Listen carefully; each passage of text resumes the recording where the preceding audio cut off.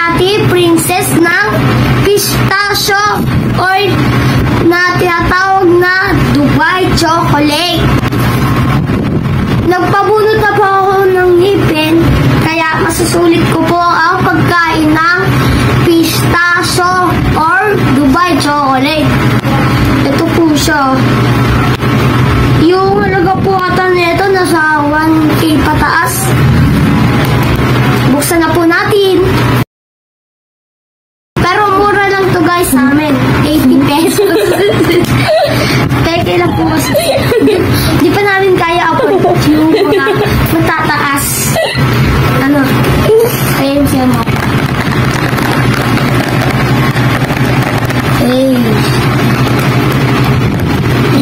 So natin guys. Tatakam na ako eh. Wala lang patulog ito. Wala siya ano.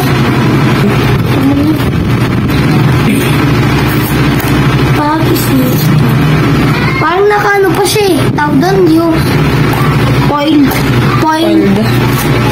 Yung pala nilap natin. Para masarap. Ito na ito. Hindi ah. Ano guys? Ito siya lang kalit. Kasi mura lang.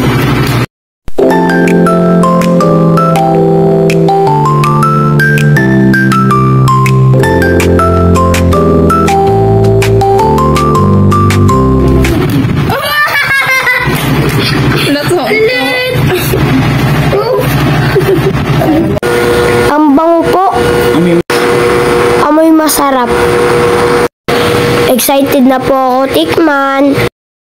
Gawa po to sa Pilipinas kaya po mura. Pistachio. Wait, nakalimutan ko na yan. Ibahin ko. Ayan ako. Wow! Green na green ang loob. Guys, ito guys. By design siya. Look delicious. Ang charap-charap naman nito. Tikman na rin kita. Ito sa'yo. Wow.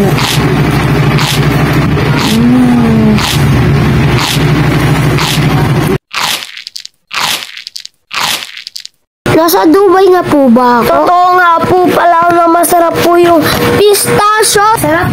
Bili na po kayo dito. Ito. Dubai chocolate style. Kung gusto niyo po ito matikman, bumili po kayo dito. Lang po, 80 pesos. Bye-bye mga kabalot. Bye-bye.